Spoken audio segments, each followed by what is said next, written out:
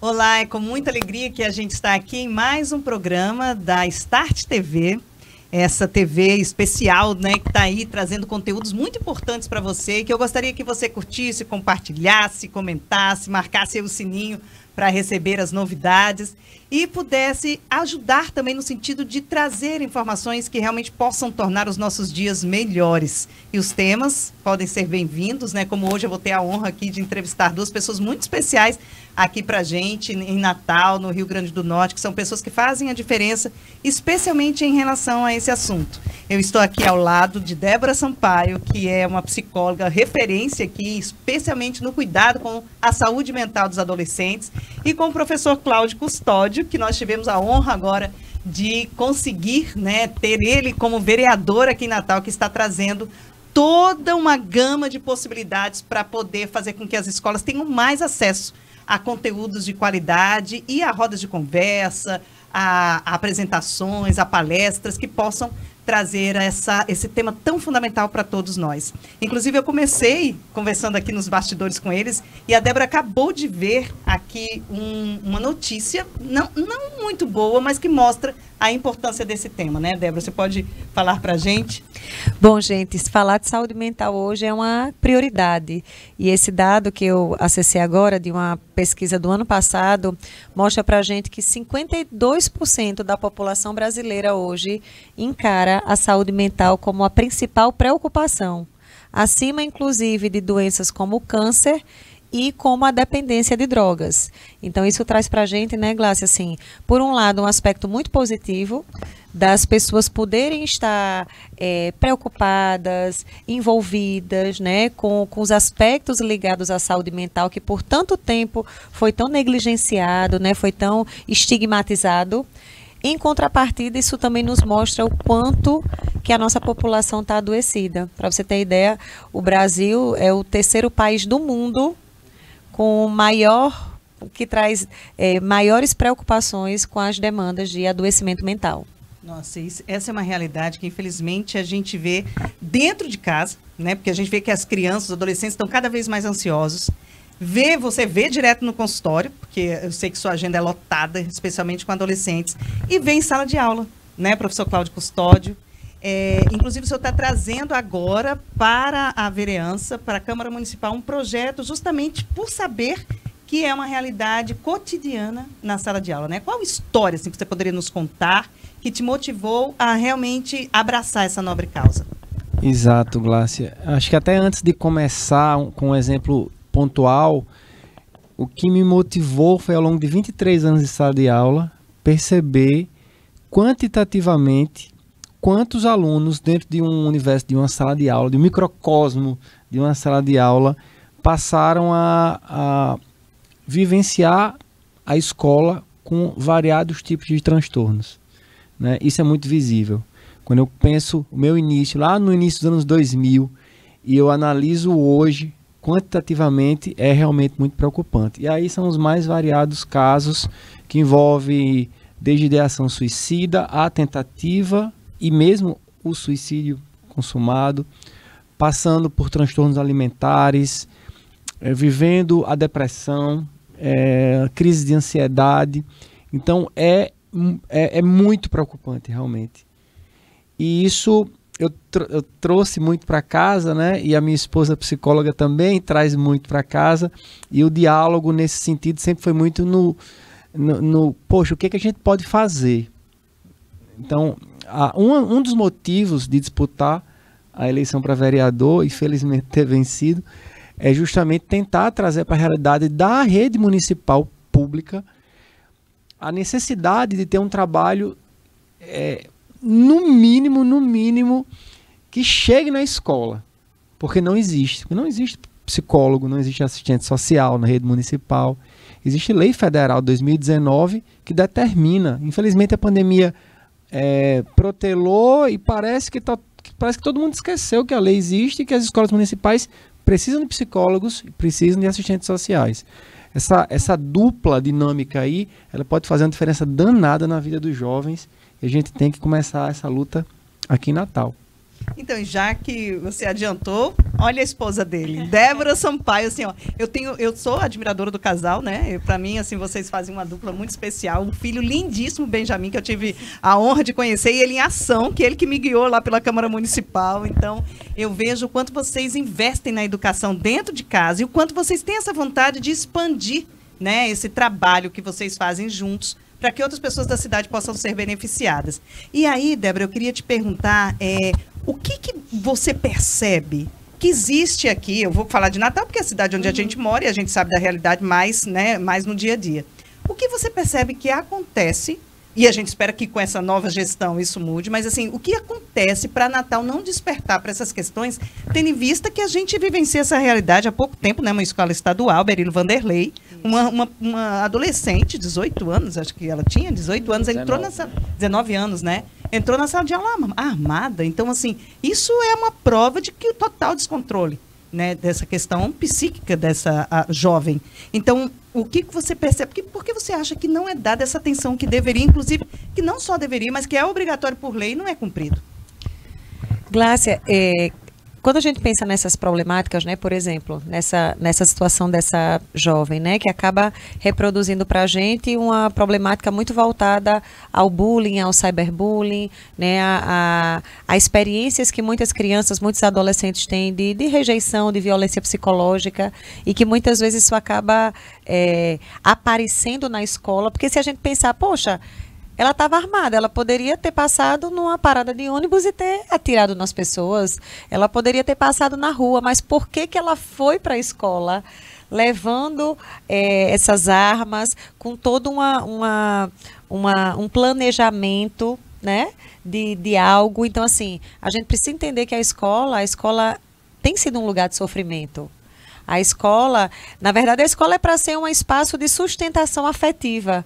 Quando a gente fala da escola como uma extensão da nossa casa, como uma extensão da nossa família. Segunda casa. Uma né? segunda casa, isso. A escola é para ser esse lugar que essa criança, que esse adolescente vai, que brinca, que se diverte, que constrói bons relacionamentos.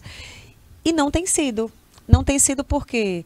Porque por uma série de fatores, mas os próprios professores, a própria equipe também vem adoecendo muito emocionalmente.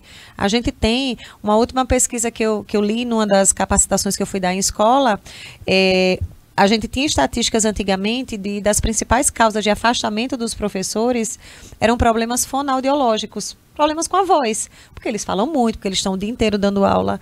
Hoje não é essa a realidade. A principal causa de afastamento de professores são transtornos mentais. Né? Então, burnout, né? Exatamente, ansiedade, depressão, burnout. Então, a gente tem aí uma equipe que vem realmente assim com uma sobrecarga muito grande, e a pandemia a gente não pode desconsiderar, né? A pandemia ela teve um efeito potencializador, catalisador, porque as escolas, muitas delas tiveram que trocar o pneu com o carro andando.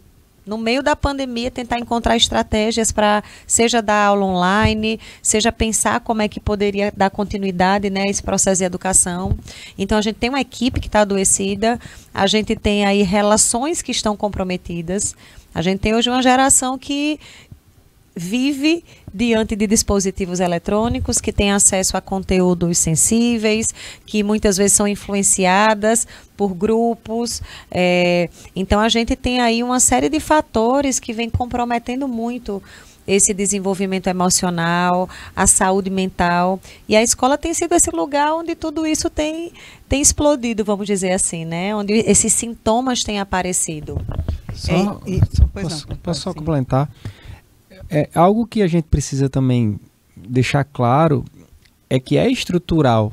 Muitas vezes, Glácia, quando nós analisamos o caso dessa garota ou de outros garotos e garotas no Brasil, a gente tem que considerar que a escola, em grande medida, ela está esquecida pelo poder público. Não há um cuidado por parte do gestor. Prova disso é que psicólogos e assistentes sociais não estão no quadro da equipe pedagógica. E aí entra pobreza, fome. Outro dia eu escutei um relato de um colega que o garoto estudava pela manhã e à tarde estudava lá o irmão dele, e o garoto só podia, o irmão só podia sair quando o outro chegava para poder usar o chinelo. Chinelo. A gente sabe que parte dos estudantes da rede pública, eles vão para se alimentar, né? É comer, é essencial. Qual a perspectiva de futuro de um garoto que não tem uma boa alimentação? Tem um estudo da Organização Mundial de Saúde que diz que os primeiros 1000 dias de vida são essenciais na formação não só física, mas cognitiva. Então, se nos primeiros 1000 dias de vida você passa fome, se não tem uma alimentação adequada e um mínimo de cuidado, todo o seu futuro estará comprometido. Então, quando você traz para a realidade de sala de aula, que você vê garotos com fome, submetidos à influência de facções criminosas, submetido a uma falta de estrutura da própria escola, visita uma escola municipal, né? É o que eu gostaria de dizer para todos. A partir de fevereiro eu vou estar visitando e vou estar inclusive colocando lá no Instagram. Mas visitem as escolas municipais para vocês verem que a estrutura não existe muitas vezes. E não é necessariamente, a gente culpa muitos professores, a sociedade culpa muitos professores, né?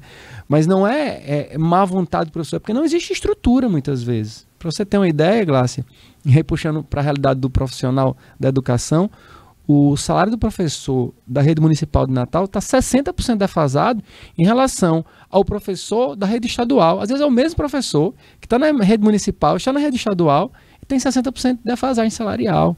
Desestimula, né? São profissionais, tem que ter dinheiro no bolso para trabalhar. Ninguém está fazendo por caridade. Pode ser vocacionado, mas tem que ser pago e valorizado. Então, junta tudo. De novo, facção, fome, falta de estrutura física, falta de estrutura pedagógica. Não tem como. Sabe a posição de Natal entre as capitais do Brasil no ranking do IDEB em anos iniciais? Nós somos a última posição. Nossa, é muito sério. Então, é o que eu estou dizendo, é estrutural. A gente pega um caso como esse e chama atenção. Mas eu acho que é muito importante a gente entender que é estrutural. Um caso, claro, a gente tem que olhar para entender. Mas, antes de tudo, a gente tem que pensar no quadro como um todo. E quando você fala em estrutural, tem todo o entorno, né, de suporte que deveria ter e que não existe, infelizmente. Você esteve visitando há pouco tempo o CAPS, né? Exato. E o que você viu?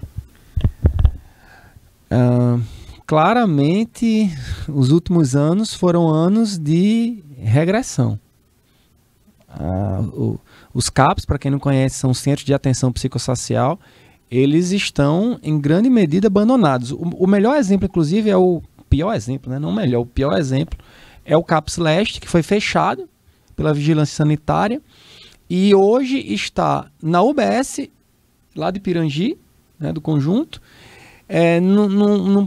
vou chamar até de puxadinho, numa casinha, assim, e funciona pela manhã, mas à tarde ele tem 2 salas dentro da UBS, propriamente dita, e assim, falta espaço físico. Os profissionais têm que se dividir, tipo, segunda e quarta, o educador físico tem lá o espaço, aí na terça e quinta é o psicólogo, não tem espaço. O que dirá do resto? Falta medicamento, Glácia. Falta medicamento. Eu coloquei uma lista, inclusive, na rede social semana passada, de medicamentos que estavam faltando lá na farmácia do CAPS Leste, lá em Pirangi. Então, é difícil, né? Como é que a gente vai tratar, como é que a gente vai cuidar, se não existe também no sistema de saúde público um mínimo de equipamento para isso?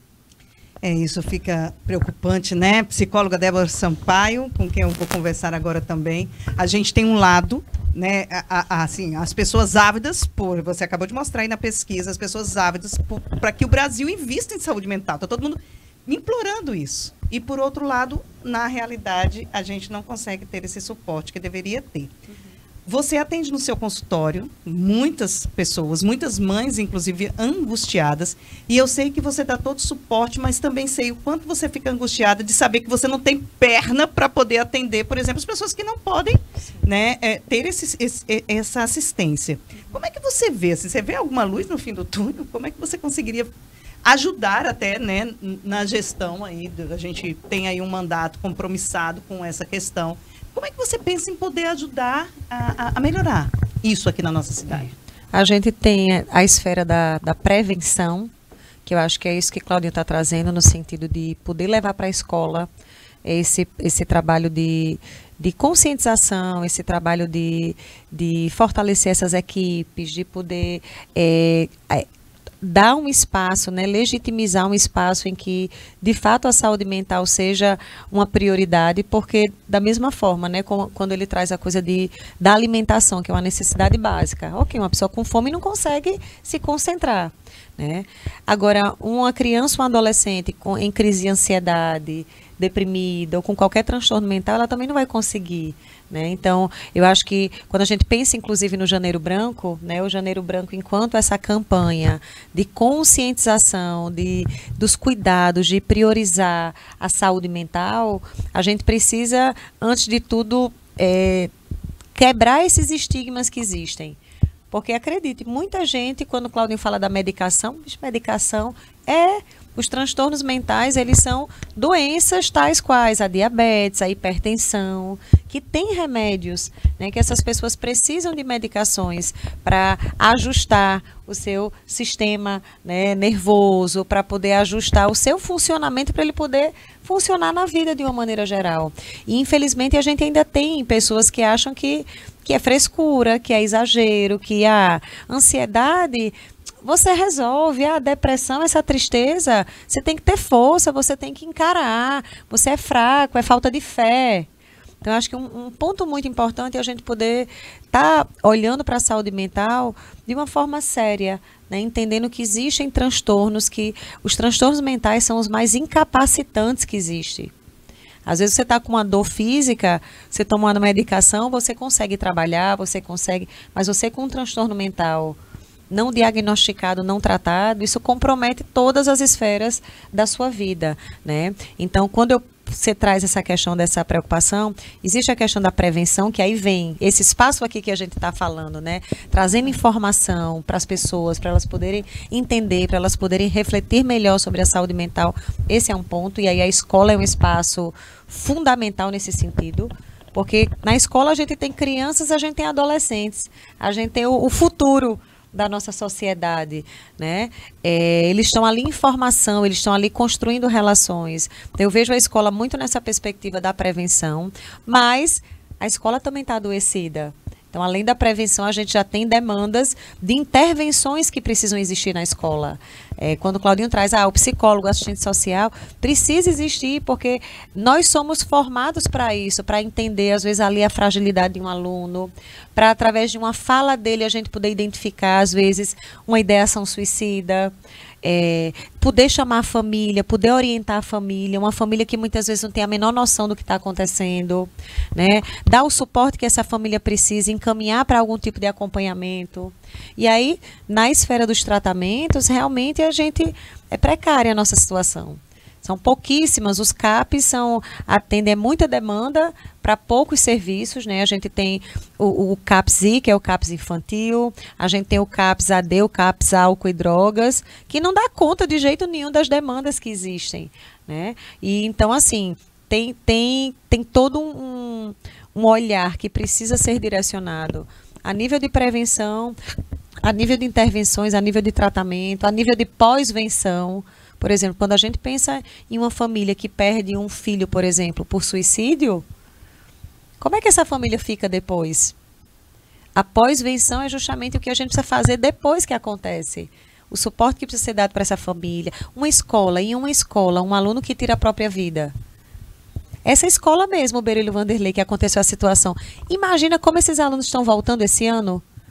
Como eles vão voltar para a sala de aula, ali onde aconteceu, como eles vão voltar ali para o corredor da escola, onde aquela colega, aquela pessoa que eles conheciam atirou em outra, como esses professores vão voltar para dar aula. Então, existe também toda uma demanda de pós-venção, de intervenções que precisam existir depois de situações como essa, né? E que são inúmeras, infelizmente. Isso é altamente preocupante, e eu lembro, professor Cláudio Custódio, que numa entrevista você deu um dado muito importante que era em relação, eu acho que foi a OMS, que deu em dezembro no último mês de dezembro agora, né, que a cada 7 adolescentes no mundo, um já tem transtorno mental. Exato. E esse dado você vivencia na sala de aula, né? Inclusive você estava me contando assim casos que realmente te impactaram. Eu queria que você nos falasse um pouco sobre isso. Foram muitos, né? Ao longo de 23 anos, acho que um que foi bem marcante foi uma garota que usou medicamentos e precisou ser socorrida ela perdeu, ela ficou apagada, né? Então foi uma situação bem difícil, que movimentou bastante e toda a comunidade escolar sentiu, né? Felizmente ela sobreviveu, enfim, mas esse foi um dos momentos, eu diria, mais marcantes como professor. E ela era uma aluna que estava visivelmente em sofrimento? Dava para identificar? Não. Às vezes? Não dava. Assim, eu acho que a grande questão, sabe, Glácia, esse foi um caso assim que foi mais marcante para mim, mas já aconteceram outros envolvendo droga, envolvendo bebida, mas esse não foi o único. Na verdade, esse especificamente com remédios que são voltados já para a saúde mental, eu já me deparei pelo menos umas 3 ou 4 vezes. Então não foi um caso isolado, aconteceram casos. Mas eu acho que o ponto principal é que os professores, eles são o primeiro ponto de contato com os alunos dentro da realidade de sala de aula. A partir do momento que eu tenho uma equipe por trás, e aí eu volto a frisar a importância do psicólogo, e eu, professor, identificando algum problema do aluno, e esse problema ele é identificado assim, mas entenda, não era algo que chamava atenção, nós sabíamos porque havia um diálogo inclusive com a família, certo? Mas a gente não imaginava que chegasse a esse ponto, é isso que eu quero dizer, nesse caso pontual. E aí, um diálogo dos professores com a psicologia, com a família, poxa, isso aí limita muito a possibilidade de uma tragédia como essa acontecer. Felizmente não aconteceu o pior, né? Mas por si só é o que Débora trouxe em relação à pós-venção. Houve um trabalho depois com os alunos, para os alunos poderem voltar para a sala, porque foi traumática a situação. Ela foi muito difícil.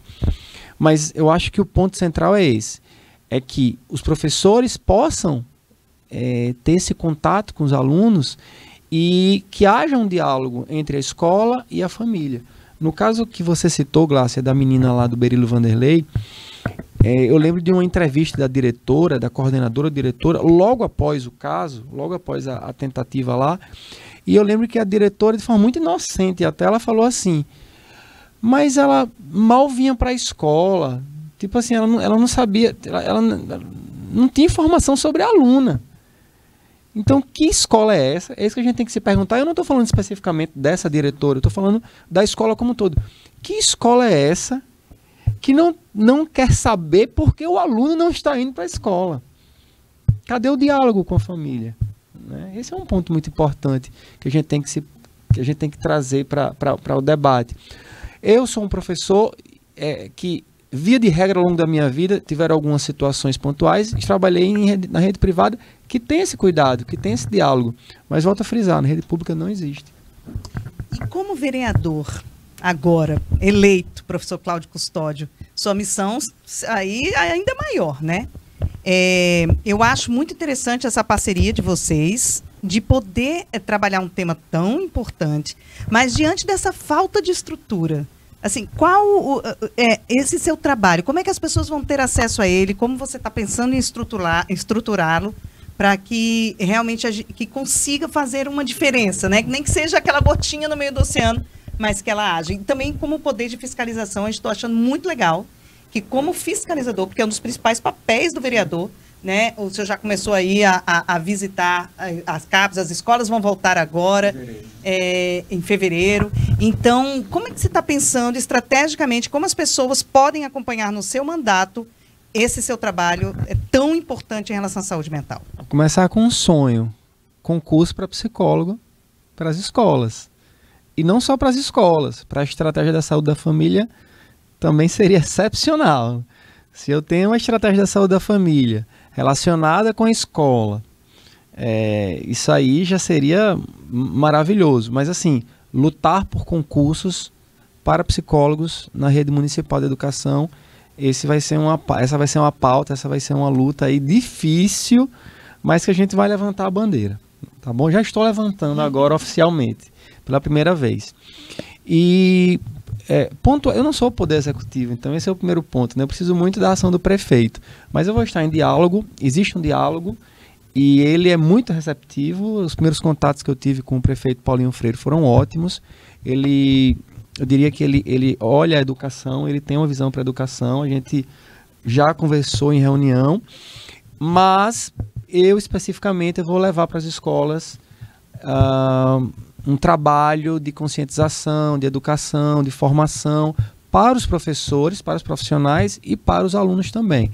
Você falou logo no início da nossa conversa, no nosso bate-papo. Serão rodas de conversa, serão formações, palestras, para que o aluno e o profissional entenda o que ele pode estar passando. Muitas vezes é por ignorância, né? Principalmente não tanto para o professor, que é uma pessoa formada, né, com formação, mas para o aluno que vive tantas dificuldades, como a gente já trouxe, da fome, a violência, até a violência doméstica, a violência que eu falei antes, a violência da rua, eu acho que ter essa formação junto a algumas escolas, difícil atender a todas, mas eu vou tentar o máximo possível levar para várias escolas da nossa cidade. Quem estiver assistindo, que tiver algum gestor de alguma escola que tem interesse em palestra, em formação, entre em contato comigo, tá? Pelo Instagram, Prof. Cláudio Custódio.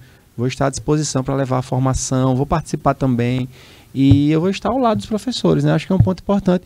Eu acho que os professores, eu acho que a educação, ela precisa de alguém que realmente esteja ao lado de forma estrutural, que diz, eu vou estar junto de você para tentar levar estrutura em termos de equipe, estrutura em termos físicos e, claro, também para que o salário possa ser reajustado, porque a situação está muito ruim.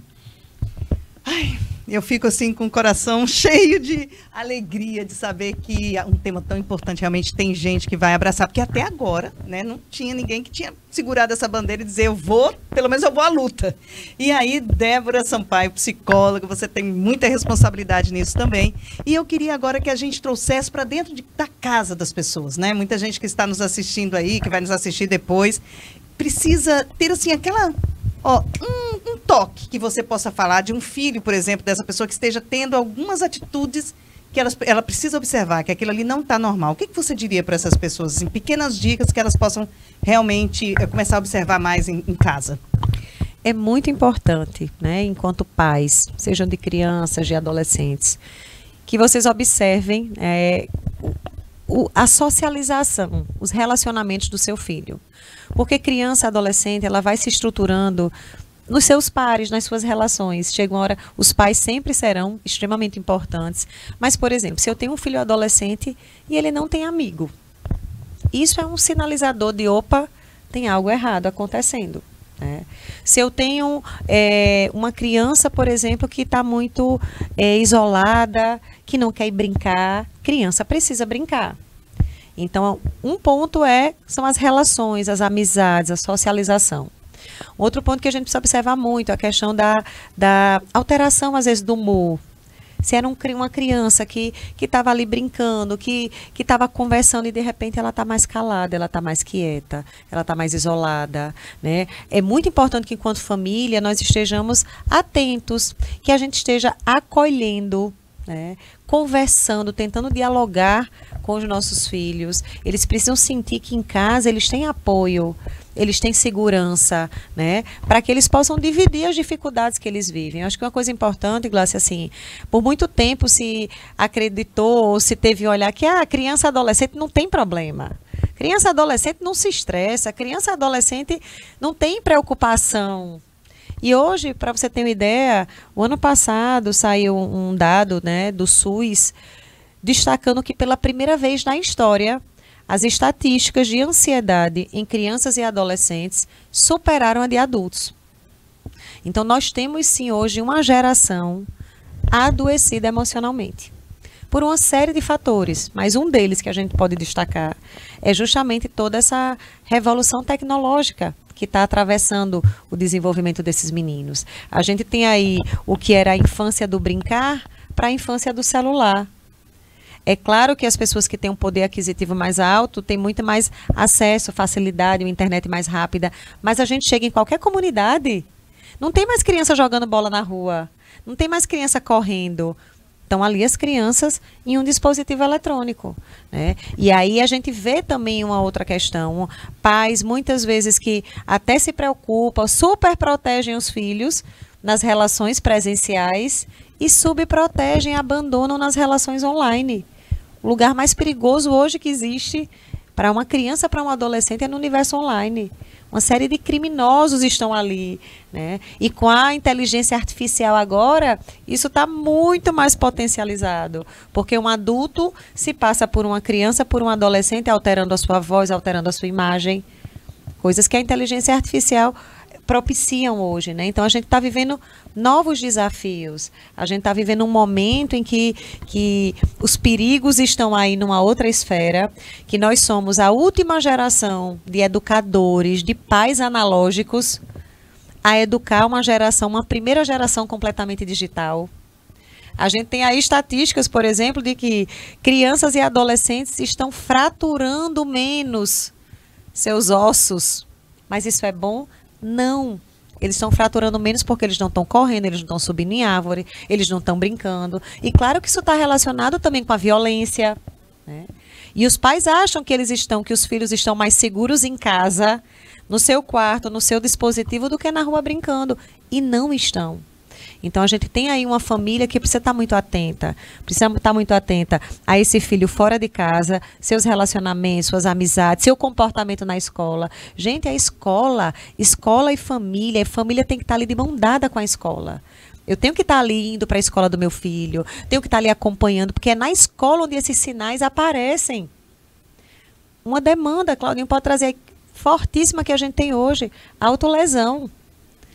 As estatísticas de autolesão são assustadoras. Hoje a gente vê os casos de autolesão como se fosse uma estratégia de autorregulação emocional. Eu estou triste, eu estou angustiada, eu estou tão mal com algo dentro de mim que eu não sei lidar, que eu me corto. Porque através da dor física eu alivio a minha dor emocional.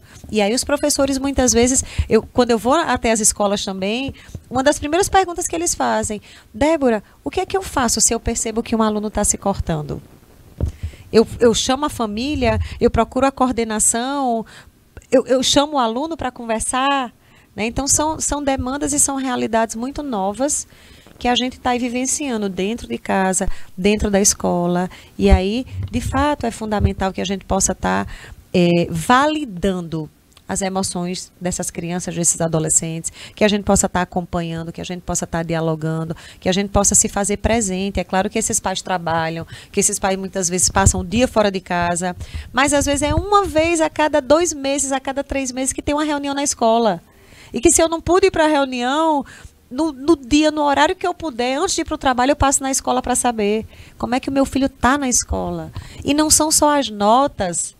É como é que o meu filho está se relacionando, quem são os amigos dele em sala de aula, quais são as matérias, quem são os professores que ele gosta, que ele se relaciona, que ele confia, né? Então a gente tem aí todas essas questões acontecendo hoje e que a gente precisa. O primeiro ponto eu acho que é esse, é trazer informação para que esses pais, né, como você disse, abram os olhos, que fiquem mais atentos, para que possam recorrer mais à escola e que a escola possa dar esse suporte também para essas famílias, para esses alunos e para esses profissionais.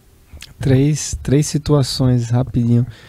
Algo que já acende meu alerta é quando um garoto está no sol, depois da sala, depois da aula, com moletom. Eu já fico assim, sabe, atento. Porque já aconteceu de estar escondendo, né? Ele usa o moletom para esconder os cortes. Um outro ponto como professor é reuniões com os pais individuais. Normalmente vão os pais dos alunos que têm não só as melhores notas, como o melhor comportamento, os mais educados. Isso aí é batata. E se você perguntar a 10 professores, os 10 vão dizer a mesma coisa. São os que não precisam. São os que não precisam. Mas claro, é o que a Débora estava falando, é importantíssimo que eles vão. Né, que esses pais vão também. E o terceiro ponto é que eu e Débora, nós temos uma estratégia que a gente leva os amigos do nosso filho para dentro de casa. A gente leva os pais dos amigos de Benjamin para dentro de casa. E nós vamos para a casa deles, nós temos grupos, a gente se movimenta. Claro que somos privilegiados, né, em vários pontos, mas acho que dá para fazer isso, acho que todo mundo dá para fazer isso, sabe? A gente tenta fazer reunião, a gente faz coisa na nossa casa, e a ideia é que a gente possa estar se relacionando e crescendo todo mundo junto, sabe? Permitindo que os garotos, as meninas todas estejam ali juntinhos e a gente esteja embaixo da nossa asa, mas ao mesmo tempo permitindo que eles cresçam supervisionados, né? Interessante, vocês falaram algo que eu escrevi uma vez uma poesia que eu dizia assim: quando com o telefone, quando o seu filho quer com você falar, você continua até claro ou para escutar, né? As redes sociais são só virtuais, nós não. Então, assim, é algo muito especial o que você falou, né? Dessa questão da relação do pai, porque de certa forma é uma babá eletrônica, né? Fica ali o tempo todo e o filho tá ali se perdendo naquele mundo que a gente nem conhece o mundo, porque nós somos ainda esses pais analógicos que não temos esses dois pés no digital. Um privilégio até, porque a gente viveu duas realidades diferentes, mas eles já estão com os dois pés no digital, né? Eles já nascem intuitivos. E aí, algo muito especial, professor Cláudio Custódio, é que a gente faz em casa, vocês fazem, eu faço, né? Porque a gente já teve essa herança dos nossos pais, e que, de alguma forma, os seus projetos sociais trazem isso também, é estimular o esporte, né? Sim. Porque é uma outra bandeira sua que eu estou, assim, cada vez mais encantada, porque eu vejo o quanto há transformação, inclusive promoção de saúde mental através do esporte. Sim. Eu queria que vocês me falassem um pouco dessa importância dos pais incentivarem e do poder público estar cada vez mais atento à importância, né, de apoiar esses projetos sociais que fazem tanta diferença. Acho que a realidade do garoto da periferia, muitas vezes, a única oportunidade que ele tem é o projeto social. Enquanto classe média, enquanto que família que vive no centro econômico, é muito cômodo, a gente tem como pagar, né, por uma escolinha, por uma academia, mas o garoto da periferia, ele não tem essa oportunidade. Então os projetos sociais muitas vezes são a única oportunidade de lazer, porque não é para formar um super atleta. A sacada não é essa. O objetivo é oportunizar experiências. Pode ser na arte marcial, que é a minha realidade, né, como professor de jiu-jitsu também. Pode ser música. Então, assim, eu falo muito isso assim, quando eu estou conversando com Débora ou com amigos. Qual é a chance que um garoto da periferia tem em concorrer com meu filho, que tem todo um repertório sociocultural na vida? Ele não tem como concorrer. A não ser que ele seja um garoto extremamente inteligente, que a família dele dê o mínimo de condição para ele, de estímulo para ele. Mas se não for, não tem como, Glácia. Ele sai muito atrás em todos os aspectos. A começar pelaquela historinha que eu falei da OMS, lá dos primeiros 1000 dias de vida. Se ele não se alimentar bem, ele não vai desenvolver o cognitivo dele bem. Então é isso. Eu acho que os projetos sociais, são muitos aqui na cidade. Tem muita gente bacana, Glácia, aqui na cidade. Na arte marcial, no futebol, no basquete, que oportuniza momentos lúdicos, momentos de atenção. Né? Débora teve um grande professor na vida dela, professor de basquete, e ela fala com carinho imenso até hoje, né? Professor Palito. E poxa, posso falar a idade? Pode. Somos bem resolvidos. Pode, totalmente. Diga aí, 43 anos, bem sucedida profissionalmente, e ela lembra do professor da escola, professor de basquete, e ela fala de outros professores, né, os professores ali da sala de aula, propriamente dito, mas é o professor de basquete, foi o professor de basquete que mudou a vida dela, sabe? No sentido de ter sido muitas vezes um pai. Porque o professor tem representa, o professor e a professora representam em grande medida essa figura paterna e materna. Então, se você tem um professor que te abraça, seja da escola, seja do esporte, do projeto social, Poxa, isso faz uma diferença danada, Glácia, na vida da criança e do adolescente. Porque são nossas bases primárias, né? Sim. Pai e mãe, a gente vai sempre estar transferindo para alguém que exerça esse papel. Inclusive, Débora, eu gostaria que, a gente já está finalizando, mas eu gostaria que você falasse dessa importância, né? De que as pessoas até, o próprio professor às vezes se sentem sobrecarregados, né, em sala de aula, porque eles sabem que de repente o pai é ausente e a criança está querendo puxar dele ali algo que ele não pode dar naquele momento, que ele tem que atender vários filhos que são os alunos que estão ali. Mas eu queria que você falasse um pouco disso, dessas transferências, desses nossos relacionamentos basais. Só voltando para essa questão do esporte, né?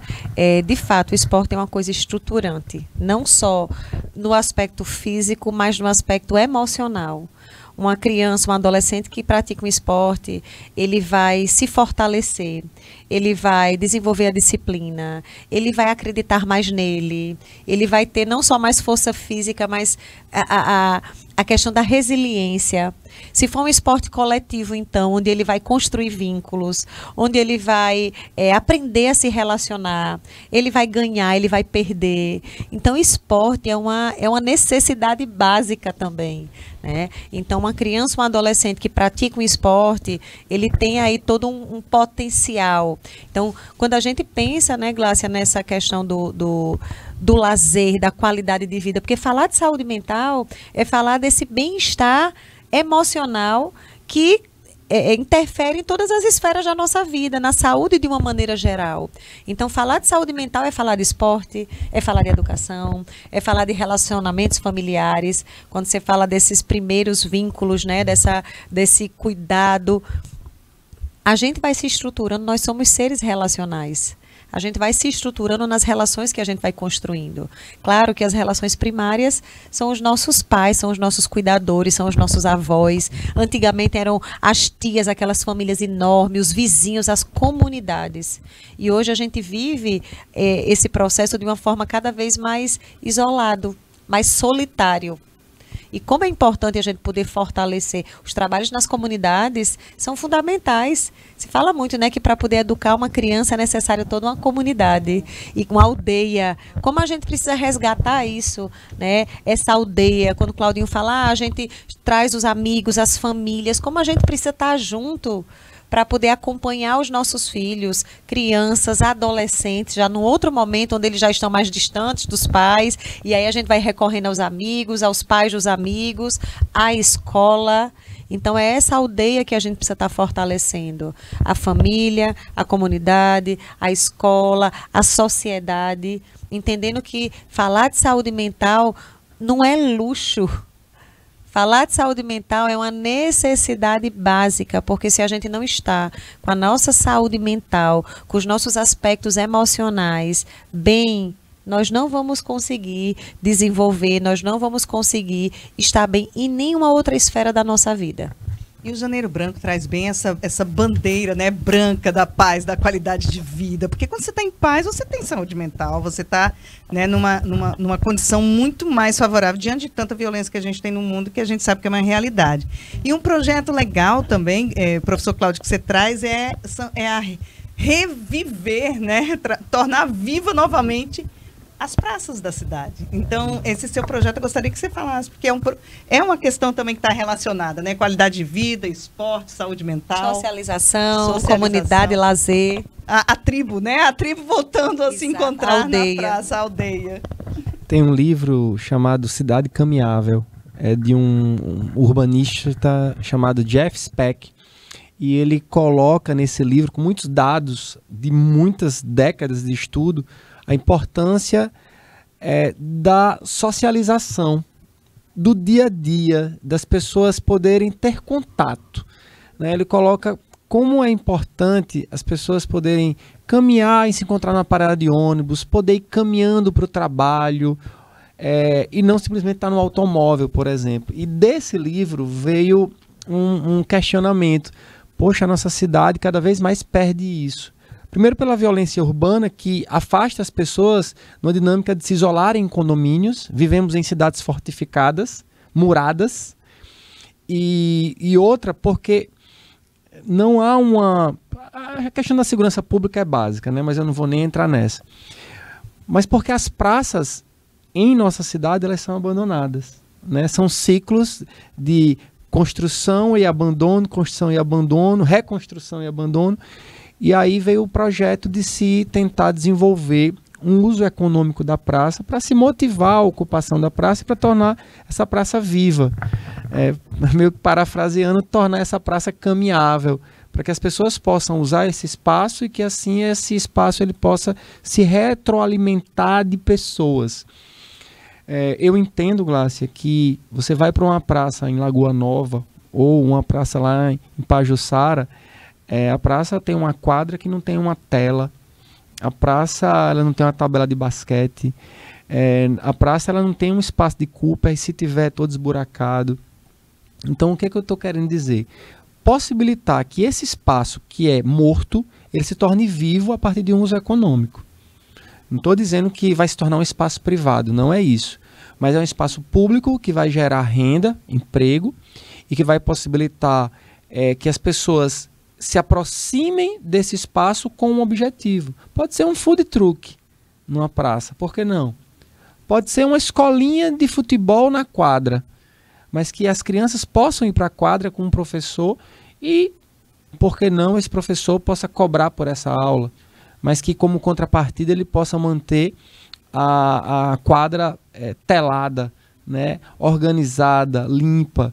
Então a ideia é uma ideia bem ampla, que a gente precisaria de um episódio inteiro aí para discutir as possibilidades. Mas resumindo é isso, é possibilitar o uso, a ocupação do espaço de forma econômica e que as pessoas assim possam voltar para esse espaço.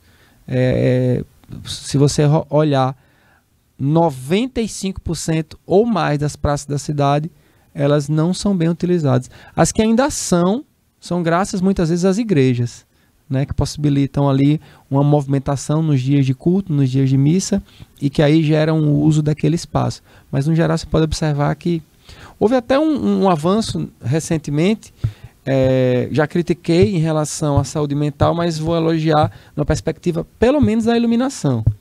A iluminação, as lâmpadas de LED aqui em Natal tiveram uma revitalização considerável. Mas ainda assim, só a iluminação não é suficiente para ocupar os espaços. E aí volta para a questão da saúde mental. Já imaginou um espaço onde a comunidade se encontra? Onde a comunidade se relaciona? Já imaginou quantos namoros serão gerados aí? Quantas crianças vão se divertir nos parquinhos? Então... E aí é uma possibilidade de diminuir o uso de telas. Uma outra estatística que vem aí crescendo de forma assustadora: obesidade em crianças e adolescentes, pelo sedentarismo. Então, espaço para o idoso. Então, como as praças, né, podem vir nessa perspectiva, né? Como eu disse. E aí afeta diretamente a questão da saúde mental, a qualidade de vida dessas pessoas. O Janeiro Branco, ele é uma campanha que aqui no Brasil, ele surge em 2014, né? E em 2023 se tornou lei esse processo de levar o tema para dentro das empresas, para os colaboradores, para as escolas, para as famílias, para as comunidades, entendendo que a gente precisa realmente refletir, se conscientizar dessa importância de cuidar da nossa saúde mental. Né? Porque, como a gente tem discutido aqui, sem saúde mental eu não tenho saúde, a minha vida fica realmente comprometida. São pautas transversais no final das contas. Eu acho que é isso que eu e Débora está tentando passar. É que a gente não pode analisar um ponto de forma isolada. A gente tem que pensar a sociedade dentro dessa perspectiva. A escola, a praça, a família...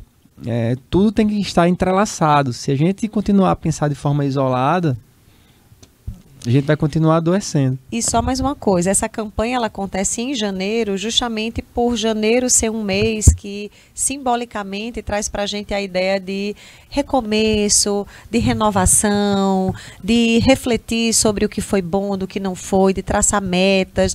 É um mês que parece que a gente para e pensa sobre a nossa vida. O que eu quero melhorar, o que eu quero mudar. Então, o Janeiro Branco existe justamente para a gente poder pegar essa ideia que não é para acontecer só em janeiro. A gente precisa estar refletindo sempre sobre a nossa vida, sobre as nossas relações, sobre as nossas metas, sobre os nossos propósitos, sobre as nossas emoções. E eu queria, inclusive, aqui dar um depoimento muito forte para mim, que uma das coisas mais importantes que me fizeram admirar vocês dois foi a decisão conjunta do casal da doação do rim. Porque... Do fígado, desculpa. Do fígado. Eu queria falar agora aqui para os telespectadores, a maioria não sabe, mas o professor Cláudio Custódio doou, né, um rim para um jovem. Gente, eu tô com um pedaço ruim aqui. Tá ruim para mim, né? Não, mas é engraçado. Mas todo né? mundo fala rim. Todo mundo fala rim. A gente parece que... mas na minha cabeça, agora vai. É o mais comum. É porque é mais comum, né? Mas o rim é comum. E, inclusive, a gente... até porque tem dois, né? Exato. E você doou... você apostou na regeneração do seu. Quer dizer, você não tinha nenhum dos dois, né? Mas o que eu quero resumir como foi para vocês nesse momento de decisão? Porque uma das suas bandeiras também vai ser essa, né? Estimular o transplante de órgãos. Como foi a decisão do casal? Você é um lutador, né? Uma pessoa que trabalha com essa questão do esporte, estimulando um esporte tão importante e tão, né, tão exigente do próprio corpo. Como foi, diante dessa necessidade, ver que um jovem dependia da sua doação e vocês falaram, não, eu topo, sabendo que você corria um risco altíssimo, né? Eu queria que os dois falassem sobre isso e que a gente finalizasse esse nosso momento aqui com esse ato tão forte de doação e que mexeu certamente com muitas questões, né, de vocês como família e da família que recebeu também, o quanto eles devem ser gratos. O diálogo foi surreal, Glácia, assim, quando eu decidi doar, né, eu fui conversar com Débora, e Débora, eu vou doar, e Débora, eu também vou me candidatar, a gente ia se candidatar, né, e aí Débora também queria se candidatar também, né, e ele é surreal porque o meu raciocínio na hora foi assim, não, Débora, mas se eu morrer, é mais importante a mãe do que o pai, foi desse jeito, Glácia. Mas enfim, nós acreditamos no bem, nós somos pelo bem, acreditamos que temos um papel realmente na sociedade e isso faz 10 anos já, né? 10 anos do transplante, esse ano faz 10 anos do transplante. Semana retrasada a gente estava comemorando com a família de Matheus e é o bem, Glácia, é ser do bem, é fazer para o bem. Eu entrei na política para o bem, nós, enquanto casal, nós falamos que esse é um combinado nosso, a gente tem que atuar para transformar a sociedade e eu queria deixar essa herança aí. Acho que a minha maior herança não vai ser na política não, acho que vai ser essa mensagem de bondade, de amor ao próximo. Acho que Débora pode... Mas quando tudo aconteceu, né, quando o Cláudio diz, eu vou doar, foi todo um processo antes. Né, existiam algumas pessoas que se candidataram, ele teve que passar por vários exames, né, teve que ir a São Paulo, e até ficar ele e outro rapaz, inclusive na época o outro rapaz era 10 anos mais jovem do que Claudinho, e os dois, né, estavam aptos para fazer essa doação lá em São Paulo, e acabou que Claudinho foi selecionado justamente por ser atleta, por ter né? Se ele estava em intubação, era mais longilíneo, assim, que o garoto lá, que também queria doar. Isso. Era mais de 10 anos de diferença. Mas quando o Claudinho foi selecionado, né, e que a gente foi conversar, e quando ele disse, não, eu vou, eu quero ir, o que ele disse foi justamente, né, se fosse o nosso filho. Ai, Jesus. E ele, Matheus, é filho único também, né? Na época que tudo isso aconteceu, o Benjamin estava com 5 meses de vida. Nossa. Então, Claudinho foi para Claudinho foi para São Paulo fazer a doação. Eu fui lá para a manhã, né? Porque eu precisava também desse apoio, desse suporte. E depois, alguns amigos, porque na época a gente não contou para ninguém. Claudinho não queria que ninguém soubesse. A gente não contou para ninguém. É tanto que amigos nossos, médicos, né, teve um que, inclusive, estava lá em São Paulo, morando em São Paulo, e quando soube, já foi lá, depois da cirurgia, foi visitar Claudinho, e ele me ligou e disse, você devia ter me dito. Se eu soubesse, eu não tinha deixado, não. É uma cirurgia muito arriscada, né? Então, assim, realmente foi uma coisa muito, como o Claudinho trouxe, assim, de, poxa, se colocar no lugar de alguém que está passando por uma situação dessa, né? Quando ele disse isso, e se fosse o nosso filho? Será que teria alguém que iria... E aí, se a gente não acredita nisso, né, que a gente pode sim fazer a diferença na vida das pessoas, a gente pode, se a gente se abre realmente para ter um olhar mais empático, para se colocar no lugar das outras pessoas, a gente consegue sim pensar num mundo diferente. Pensar numa sociedade onde as pessoas se ajudem mais, uma sociedade mais colaborativa e muito menos competitiva, né? Então, quando tudo isso aconteceu, foi muito nesse sentido. A primeira coisa que ele trouxe foi isso. E se fosse o nosso filho?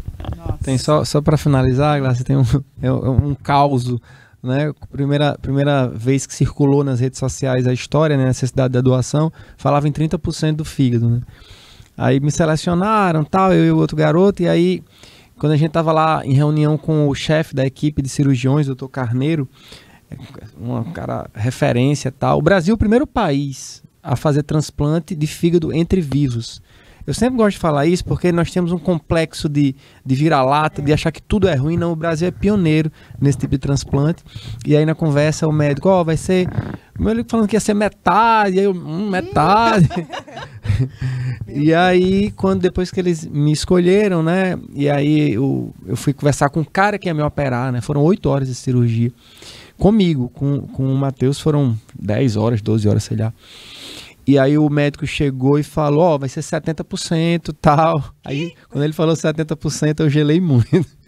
Mas enfim, o doutor 70%. Aí ele bem muito sério, assim, sabe aqueles caras, personagens assim de filme, assim, até um arrogante, sabe, prepotente, assim, mas aquele médico, você viu que o cara era... Ele, não, até 80% você sobrevive e tal. Aí eu, que consolador, né? Mas enfim, deu certo e eu sobrevivi, Matheus sobreviveu também. Estamos aqui para contar a história. Nossa, gente, olha, obrigada por vocês estarem aqui contando essa história. É uma história que emociona. Eu me emociono muito com gente que realmente não só fala, mas faz. E você tirar de si, cortar da própria carne, realmente é para poucos. Parabéns. E só uma coisa, viu, Glaucia, em relação à política, quando o Claudinho resolveu se candidatar também, foi a mesma coisa. Eu disse, Claudinho, por quê? Para que você vai inventar isso? Pelo amor de Deus, você é um professor, você ama o que você faz, você está aí, a gente está bem, nosso filho crescendo, para que você vai se envolver com política? Aí ele disse assim, eu não posso estar aqui só criticando. Legal. Senão isso nunca vai mudar, eu preciso ir lá e tentar fazer também. Né? E aí foi quando veio todo esse movimento, né? Que a campanha dele também foi isso, foi uma campanha de amigos, de família, de alunos, e foi muito bonito por causa disso, né? A gente encontra com os pais dos alunos dele, ele diz, olha, fulaninha fez campanha para você, viu? Ela saiu ligando para todo mundo da família para pedir para votar em você. Eu vou votar no meu professor, né? Então, assim, é uma corrente realmente de esperança, né? A gente acredita que a gente pode tentar fazer algo para contribuir com a mudança da nossa sociedade. Não, e eu quero também dar um depoimento que quando eu falei isso aqui até para o professor Robério, que eu trabalhei com ele, eu falei, professor Robério, eu não tenho mais necessidade de ser candidata, né? Porque tem o senhor que eu confio e tem o professor Claudinho que eu confio completamente e me representa. Então o que eu quero é furar bolha, o que eu quero é ajudar nesse processo para a gente realmente fazer a diferença. Porque enquanto as pessoas do bem não quiserem saber de política, Isso. A gente sabe que a gente vai ser minoria lá dentro. Então, parabéns também, né, para você, que eu vi você gravando vídeos lá. Olha, eu acredito e isso realmente faz, eu fico emocionada. Eu realmente estou emocionada porque eu acredito que a gente precisa deixar para os nossos filhos uma herança de verdade. Isso sim é saúde mental, né? Isso é a gente ser coerente com o que fala e com o que faz. E agora, para finalizar, que nosso tempo a gente já está 1 hora de conversa, para finalizar, eu queria que vocês falassem como as pessoas podem acessar Débora Sampaio, psicóloga, como elas podem mandar mensagem para o seu Instagram, por favor, fale seu Instagram. Professor Cláudio Custódio. Hoje, usar a rede social de forma propositiva, benéfica, né? A maneira que eu tento também ajudar as pessoas que eu posso. Minha rede social é @DéboraSampaioPC. Pode mandar mensagem, pode mandar pergunta, pode pedir ajuda no que eu puder contribuir, né? A gente tá aqui para isso. Prof. Cláudio Custódio, estou à disposição também. Estou tentando dar conta de responder a todo mundo. Débora é acostumada já. Débora famosa no Instagram, eu estou tentando me adaptar a essa vida assim de pessoa pública agora, né? De ter que dar atenção e eu tenho uma obrigação agora de dar atenção a todo mundo. Estou à disposição. Então é isso, gente. Mais uma vez, obrigada. Eu termino aqui emocionada, porque a gente precisa acreditar, né? A gente precisa fazer a nossa parte. E para finalizar, eu queria pedir que vocês curtam, compartilhem, né? Acionem aí o sininho da Start TV. Tem aí o João, a Emily, o Matheus, né, na equipe. E queria finalizar com uma poesia que eu acredito que essa poesia ela mexe muito comigo e eu espero que você goste, porque eu vou ofertar uma flor para você, que o nome da poesia é Primavera Nordestina. E diz aqui, assim: aqui, seu moço, as flores marcam data para nascer não. Nascem em qualquer estação, nascem no sol, nascem na chuva, nascem no arder do sertão. Erguem o nada, surgem do tudo, fazem a vida florescer. Às vezes o cimento, tem dia cinzento, elas insistem em nascer. São pequeninas, fortes, faceiras, no meio da pista nascem ligeiras e rezam para de sede não morrer. Aí o Cristo bondoso manda o inverno rigoroso para o verde franco crescer. E o povo entusiasmado vai logo plantar no roçado para mais tarde colher. Aqui, seu moço, a vida é assim. Nunca falta fé no jardim, nem vontade de viver.